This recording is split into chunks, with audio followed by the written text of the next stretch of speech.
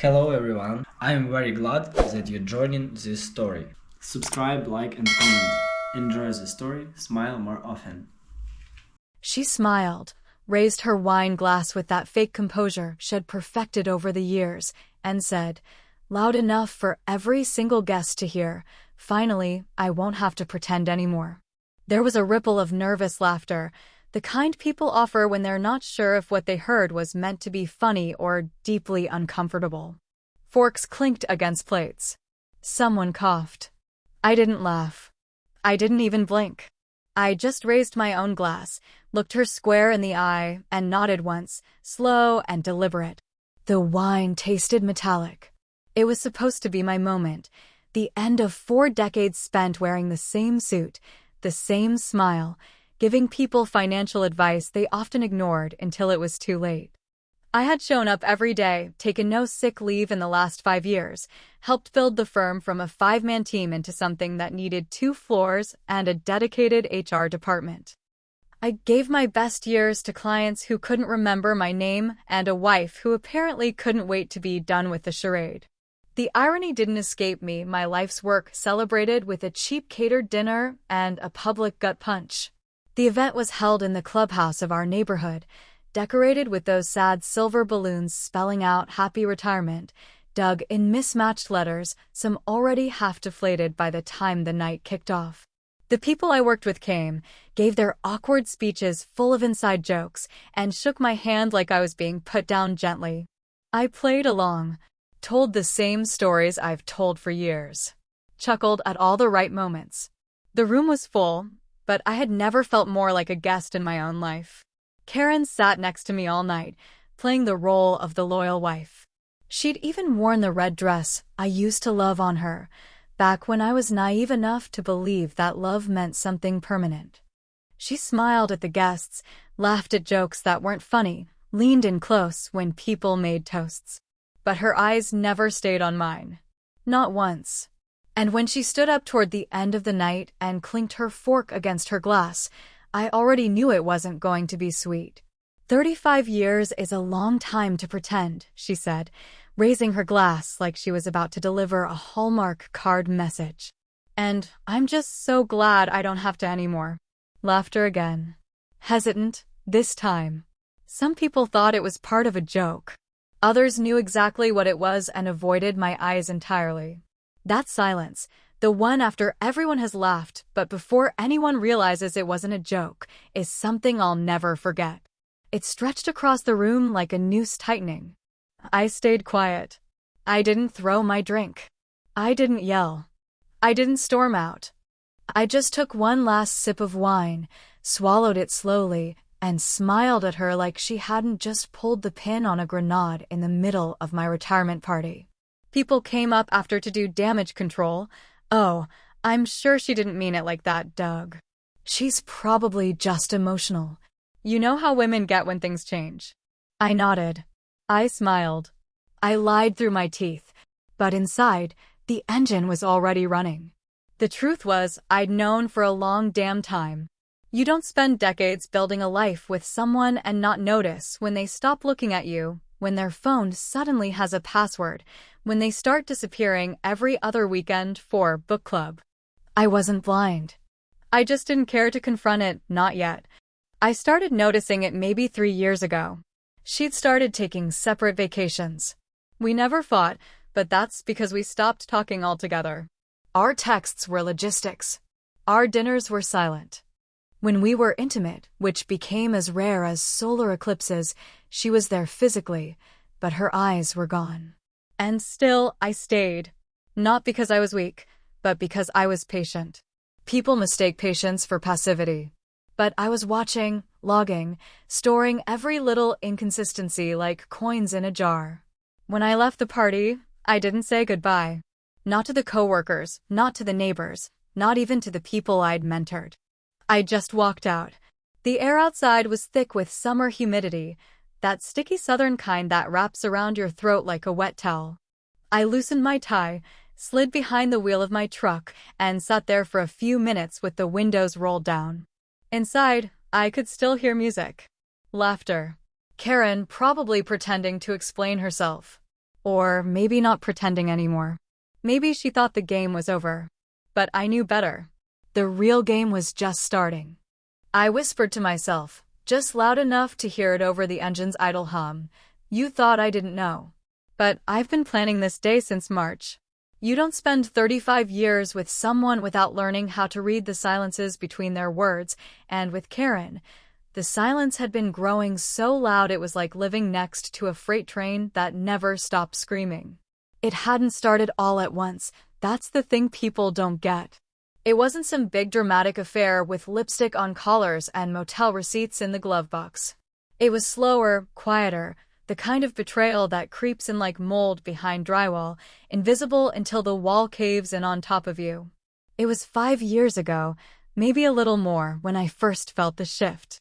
We'd gone out for our anniversary, 29 years that time, and I'd made a reservation at that little French place she used to like before she decided carbs were the enemy and wine gave her migraines.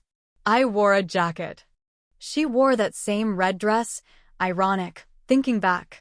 The meal was fine, the lighting dim, the music soft. But something was off. She kept checking her phone, smiling at it like it had whispered something just for her. She said it was her sister texting about her dog, but her sister never texts her on Saturdays. That was the first crack. From there, it was a slow bleed. She grew cold, like the heat between us had been turned off without notice. Intimacy became something she handed out like a government ration, just enough to keep the roof intact, but never enough to make you feel wanted. I started sleeping more on the couch, but she didn't mind. Hell, I think she preferred it. And then there were the calls. Always from the same number. Always when I was at work, or out at the hardware store, or visiting my brother. I only caught it because one day I came home early with a headache, and I heard her voice through the door, soft, playful, like it used to be with me when we were young and stupid and full of hope. She said, "We're still on for Sunday, right?" I've already told him I'll be gone all weekend. Spa trip, he won't ask questions. And then she laughed. That laugh. Not the fake one she gave to neighbors or clients or people at church. The real one, the laugh that used to be mine. I stood there in the garage, one foot on the step, holding a bag of groceries like a goddamn idiot, and for a second, I felt my whole chest go numb. I didn't say anything. I didn't slam the door open. I backed out. I drove around the block 3 times before coming back in like I'd just arrived, and she smiled at me like everything was fine. I didn't sleep much that night. It took me 3 days to figure out her phone password. I won't say how I did it, but let's just say she was lazy and predictable.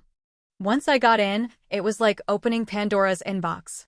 Messages from someone named Rick, sweet Jesus, even his name felt like a punchline, filled her screen. He was a divorced ex-fireman, for years younger than me, which apparently made him some kind of stallion in her eyes. They weren't just fooling around. They were planning, laughing, dreaming. My name came up only once, and it was in the context of how clueless I was. She said I was checked out. Said I wouldn't even notice if she left a dummy in bed and ran off with the dog. And still, I didn't confront her. Why? Because I wanted leverage. You see, the moment you show your hand, the game ends. But if you wait, if you bide your time, you get to write the rules. I started taking screenshots of everything, every message, every picture, every clumsy attempt at hiding her tracks. I copied the emails she sent him, saved them to a folder called Retirement Plans. I even recorded a phone call, using a little recorder I used to keep for client meetings, the one she never paid attention to when it sat next to the keys. In one of the emails, she called him her escape plan. That one hit hard. Not because I didn't believe it, but because I realized I had been reduced to a problem she needed to solve. Not a man, not a partner, not even a husband. Just an obstacle. I started watching her closer. Every lie became clearer in hindsight. The weekends she said she was seeing her sister, she was with him. The sudden yoga obsession? Just a cover for sneaking off to hotel rooms. She even bought new lingerie, said it was on sale at Macy's, and I was too tired to care at the time, but I noticed it never showed up in our bedroom. And still, I played dumb. I smiled. I made her coffee. I let her kiss my cheek. I even planned a getaway to the mountains, just to see if she'd squirm. She backed out last minute, said work was a mess and she couldn't leave. I nodded and said I understood. Then I printed out her message from that day where she told Rick she couldn't wait to see him and saved it under a new folder, receipts. I kept track of every email she sent in those 6 weeks, over 160 of them. That's almost 15 a day. And she swears she barely texts. The math doesn't lie, even if she does. Karen thought she was being slick, but she was too comfortable. She thought I was tired, dull, harmless. And to be fair, I let her think that. I let her live in that illusion while I built a quiet little empire of evidence. Because if you're going to burn a bridge, you better be the one holding the match. She wanted out? She could have just said so. But she played me like I was some kind of idiot. So now, I play back. There's a strange sort of thrill that comes with setting things on fire slowly, watching from a distance as the flames crawl instead of roar, knowing exactly which beam is going to snap first.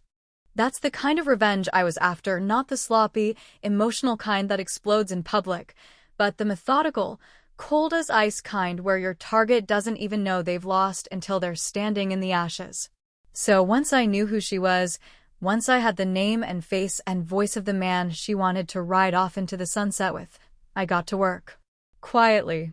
Precisely. Like a man tightening the bolts on a guillotine he built with his own 2 hands. The first step was simple, almost boring, but it mattered. I opened a checking account in my name, only under a different bank, one she'd never heard me mention, one that didn't send paper statements unless requested. I funneled a portion of my savings there.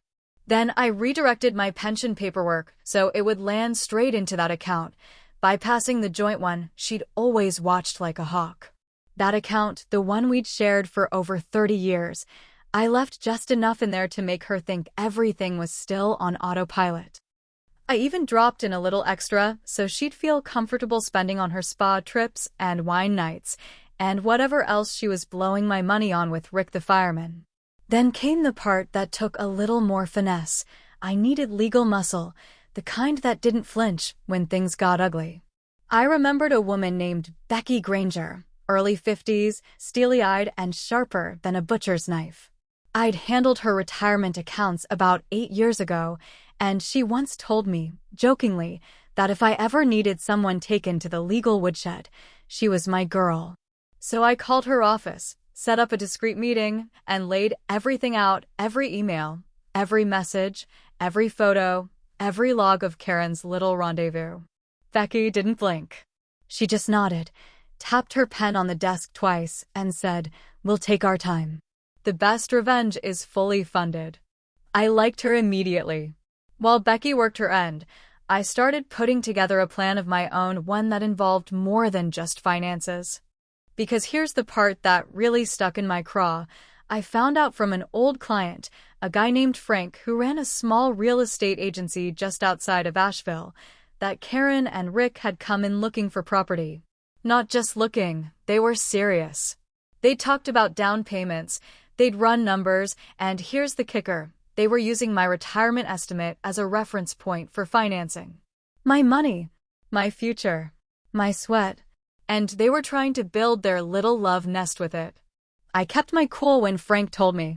I thanked him, told him not to mention anything to Karen, said I was planning a surprise for her. Technically, that wasn't a lie.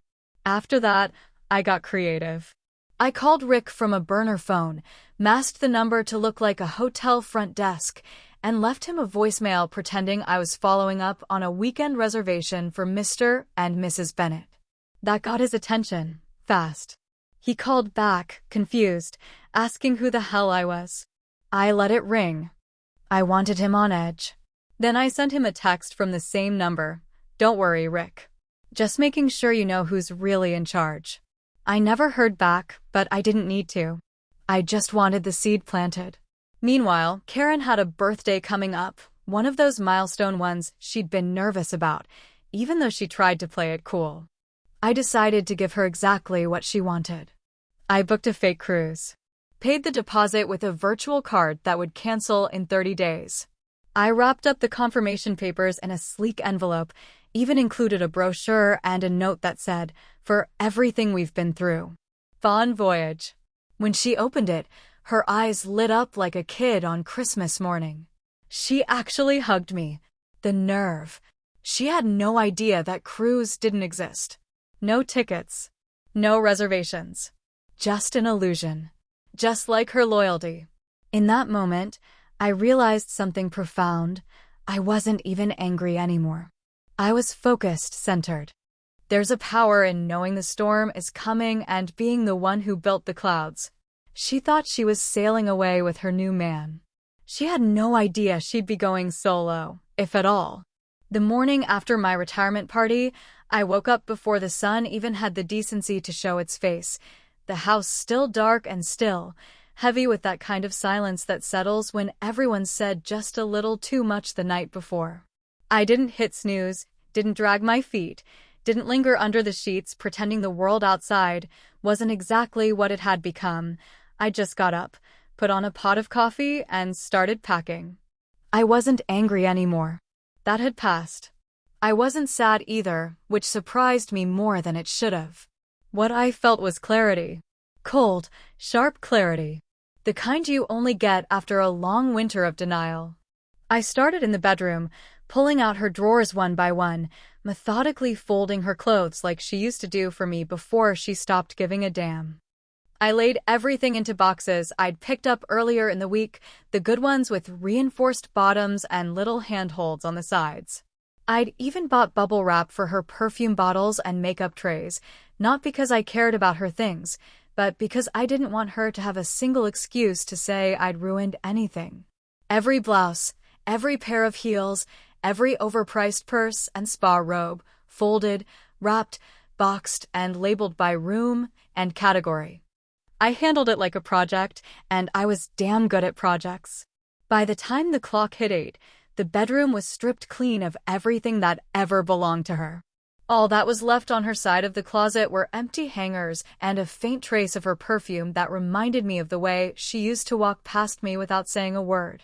I moved next to the bathroom, gathering her skincare nonsense, her curling irons, her drawer full of vitamins and oils and products I could never pronounce. One of the bottles had a note on it in someone else's handwriting, for our weekend. I didn't flinch. I wrapped it like the rest. At around 9, I opened my laptop and printed the entire file I'd been saving for months. The emails, the texts, the call logs, the screenshots, the hotel receipts she thought she'd hidden in her deleted folder, every piece of it printed on clean white paper, stacked neatly, clipped into sections, and placed right on top of the biggest box like a bow on a poison-tipped gift. I didn't write a note. I didn't need to. The contents spoke plenty loud on their own. By 10, I was sitting in the kitchen drinking my second cup of coffee when I heard her footsteps upstairs. Soft at first, then quicker panic in each step like she already knew something wasn't right. She came down in those old flannel pajamas she used to wear when we actually cared enough to spend time together on Sundays, rubbing her eyes and yawning like this was just another lazy morning. But the second she turned the corner and saw the boxes, dozens of them, stacked in the living room like a moving truck was on its way, her face dropped. "What the hell is this?" she said, her voice still thick from sleep, but sharp enough to cut drywall. I didn't even turn around right away. I just took another sip of coffee, let it burn a little as it went down, and then said, "Your stuff." Thought I'd get a jump on spring cleaning. She blinked, trying to process it. Then her eyes locked on the stack of papers on top of the largest box, the one marked bedroom closet. Her hand trembled when she reached for it, and when she started reading, her skin went pale like I'd opened a window in the middle of winter and let the truth blow in. "You went through my emails?" she asked, eyes wide, voice cracking now like she couldn't believe I'd dare dig through the dirt she'd buried in my own damn house. I stood up slowly, stretched my back, walked around the island counter, and said, I didn't go through anything. I watched. I observed. I collected. I invested 35 years in this life, Karen, and I just wanted to know when the dividends stopped paying out.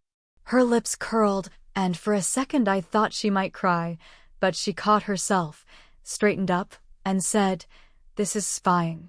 This is sick. I can't believe you do this. I laughed. Not because it was funny, but because it was absurd. I wasn't spying, I said. I was watching my investment rot from the inside, wondering if it was termites or just the foundation giving out. Turns out it was both. She tried to pivot then, that old Karen charm kicking in, softening her tone, stepping toward me like nothing had really changed. We can fix this, Doug. We've had problems before. We always work through it. No, I said, firm and quiet, like a door closing. We've pretended before. That's not the same thing. And I'm done pretending, Karen. I'm retired from work and from this bullshit performance you've been calling a marriage. She stood frozen for a moment, like she was waiting for the floor to offer her a line, like maybe there was some version of this where I'd forget what I knew and take her back into bed and let her start over. But I didn't move. I didn't flinch. I just walked to the front door, opened it wide, and nodded toward the driveway. Rick's waiting, I said, looking at her now, right in those eyes that used to lie without blinking. Or was that part of the pretend, too? The sun hadn't even risen by the time I pulled away from the house, the tires crunching over the driveway gravel that I used to salt every winter like clockwork, back when routines mattered and I thought stability meant something more than just keeping up appearances. There wasn't a big goodbye or a dramatic final look over my shoulder. I didn't need that kind of closure, not anymore. She'd already said enough in one sentence to undo 35 years, and I'd answered with silence, patience, and a house stripped of illusion.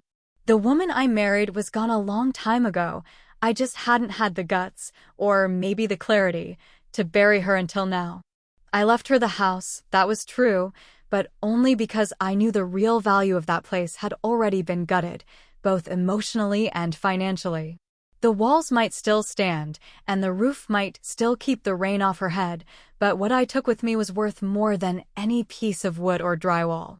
I took control, I took peace of mind, and most importantly, I took the future she thought she'd stolen from me when she sold her dignity to the first man who made her feel younger than she deserved to feel. I emptied the accounts she didn't know about, the ones I'd quietly built over the last 2 years when the silence between us started feeling more like a sentence than a phase. Her name was never added to those new accounts, not once, and that was probably the smartest decision I ever made as a husband. Maybe the only smart one if I'm being honest. For the first few days, I stayed at my brother's place, just long enough to shake off the dust and recalibrate my bearings. He didn't ask too many questions, just poured me a whiskey on the first night, clapped me on the back like men do when we don't want to talk about something that cuts deeper than we're ready to admit. We sat in his garage, the door half-cracked open, listening to the distant sound of cicadas and talking about football like nothing had changed. But everything had. I could feel it in my bones, in the quiet moments when the house was still and I didn't have to brace for the sound of footsteps or another lie dressed up like casual conversation. After a week or so, I packed my bags again and drove north, no GPS, no itinerary, just the hum of the road and the rhythm of a man finally untethered from expectations. I ended up in a small lake town in Michigan, the kind of place where the air smells like pine and old boats, and the mornings start with fog rolling off the water like a promise. I'd visited once, decades ago, back when Karen and I were still young and in sync and making plans we had no idea we'd fail to honor. I remember telling her I wanted to retire there one day, sit on a dock with a mug of coffee and nothing on my to-do list except breathing. She laughed back then. Said it sounded boring. Said she'd rather be where the action was. I should have known. Now I'm here, alone, and it feels better than I imagined. I walk the docks every morning, coffee in hand, letting the cold slap my face like a fresh start. I nod to the locals who don't know my name and don't care about my past, and that anonymity is its own kind of healing. The quiet isn't lonely anymore, it's honest. It doesn't ask anything from me. It doesn't wear red dresses and smile through gritted teeth. It just is. A few days ago, I got a call from her lawyer. Some stiff-voiced guy named Alan or something like that, telling me Karen wanted to meet.